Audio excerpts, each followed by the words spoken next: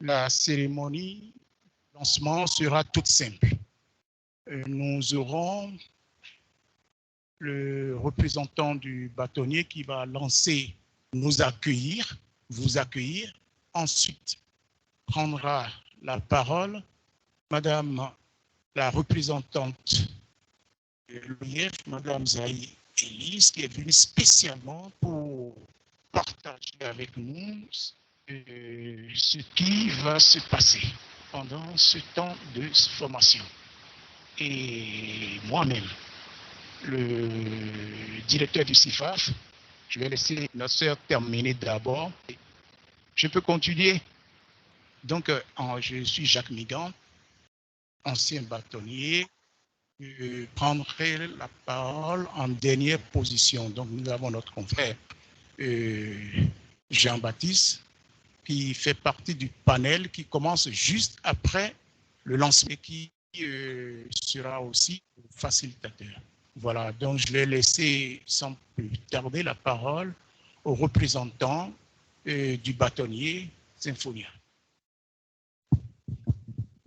Merci, monsieur le bâtonnier, directeur de la CIFAF. Chers confrères, bonjour. Bonjour.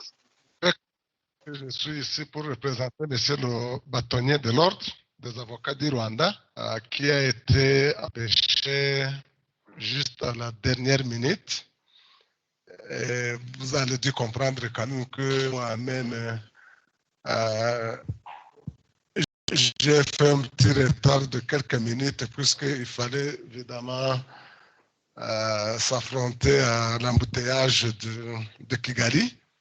Alors, c'est avec que le barreau du Rwanda et la CIFAF organisent conjointement cette formation qui s'inscrit d'ailleurs dans le cadre de formation continue au niveau du barreau du Rwanda. Vous savez que c'est vraiment une obligation pour nos avocats de faire cette formation-là. Et j'ai été très surpris et très content, monsieur le bâtonnier,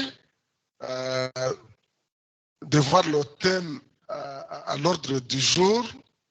Et vous savez qu'au Rwanda, avec l'année 2018, et d'ailleurs avec la 44 bis, la protection des dénonciateurs, chez nous ici c'est comme ça qu'on les appelle, j'ai Jean-Baptiste un peu de discuter avec vous le contenu de cette loi. Vous savez également que nous avons une mission d'inspection au niveau du barreau du Rwanda et c'est vraiment une très bonne chose de suivre en fait cette formation sur ce thème-là puisque c'est vraiment le carrefour de nos actions au niveau de l'inspection puisque on se dit la profession d'avocat avec la protection des dénonciateurs. Vous savez les difficultés que nous avons chaque fois avec nos agents de sécurité ou les agents de la RIB ou même du procureur. Au niveau de nos clients, on ne savait pas vraiment quelles sont les limites, on peut aller jusqu'où. Est-ce que nous sommes dans l'obligation, les avocats sont-ils obligés d'être le lanceur d'alerte et égard exactement aux méthodes et aux principes d'éthique professionnelle que nous avons à gérer chaque jour. Nous sommes très satisfaits que vous ayez, monsieur le directeur, choisi le Rwanda comme lieu de formation, puisque ça va permettre à nos avocats, surtout les jeunes avocats, de suivre attentivement cette formation et comme ça s'outiller davantage pour les activités à venir. Je crois aussi qu'à partir de numérique, je suis sûr et certain que nos chers avocats qui n'ont pas pu être ici dans la salle ont en train de suivre attentivement cette formation qui sera d'ailleurs vérifiée à la loupe pour voir la participation, comment est-ce qu'elle a été effective. Alors, sans vraiment beaucoup prendre beaucoup de temps, puisque moi-même, je vous ai dit que je suis un peu en retard, je voudrais encore vous remercier pour les Rwandais qui sont là et surtout souhaiter le bienvenu à nos chers collègues et confrères qui sont venus de l'extérieur de notre pays. C'est un pays de 1000 collines. À part la formation, je crois que vous aurez le temps aussi de visiter Kigali ou les autres coins de notre chère République. Il y a 1000 collines. Je crois qu'au moins, vous aurez à monter au moins sur la moitié pour cette formation-là. Et c'est à cette occasion-là qu'au nom du bâtonnier, Moïse, qui n'a pas pu être ici, que je déclare ouvert cette séance de formation continue sur des lanceurs d'alerte. Je vous remercie beaucoup. Sans plus tarder, passer la parole à la représentante de l'OIF.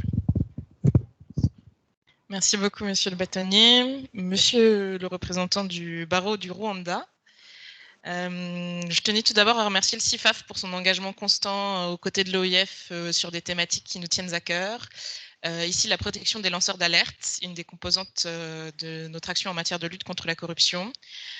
Et deuxièmement, mais vous êtes bien sûr les premiers, le barreau du Rwanda pour nous accueillir pour une deuxième édition de cette formation, la première ayant eu lieu en novembre dernier. Il semble qu'elle avait soulevé déjà des questions intéressantes et importantes et de grands débats au sein de l'audience auprès des avocats. On s'est dit que dans la préparation de cette activité, il était nécessaire de vous proposer un cadre de discussion un peu plus élargi, plus long et plus précis et qui correspondent ici à un échange sur les pratiques existantes au Rwanda et dans vos pays respectifs. Je vous appelle donc à ne pas hésiter à participer grandement et vivement aussi en ligne pour rendre cette activité la plus dynamique possible. C'est comme ça qu'on l'a souhaité en tout cas. Je vais faire court puisque nous souhaitons tenir les délais. Juste pour vous parler un petit peu de l'action de l'OIF en matière de protection de lutte contre la corruption. On travaille également avec nos États sur la création de cadres réglementaires et législatifs sur la protection des lanceurs d'alerte. Donc le choix du Rwanda n'est pas du tout anodin sur cette question. Et on travaille également sur la création de cadres de concertation multi-acteurs et essentiellement également sur la promotion et des droits de l'homme auprès des populations pour les sensibiliser à la question.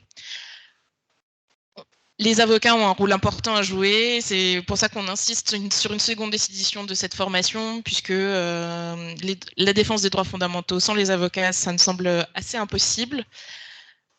On est ravis que vous soyez présents en nombre, je pense que la salle sera remplie d'ici quelques minutes, et en ligne, je compte aussi sur la participation nombreuse des avocats comme toujours. On se tient à votre disposition et je vous souhaite une formation en tout cas instructive. N'hésitez pas à poser les moindres questions aussi à l'ordre de l'OIF si jamais vous aviez besoin d'informations complémentaires. Merci. Merci encore, Madame Zaï. Je vais être le dernier intervenant. Monsieur le représentant du bâtonnier, Madame la représentante de l'OIF, chers consoeurs, chers confrères, depuis près de 23 ans, le Centre international de formation des avocats francophones a instauré la tradition d'organiser chaque année plusieurs sessions de formation dans différents pays afin de renforcer, je dirais, les aptitudes et les compétences d'un nombre important d'avocats, de magistrats, mais aussi des personnes ayant un profil différent sur des questions et des thématiques que renouvelle l'évolution du droit. Aujourd'hui, le CIFAF organise la phase 2 de la formation portant sur la thématique inédite dans les milieux de la pratique du droit que constituent les lanceurs d'alerte.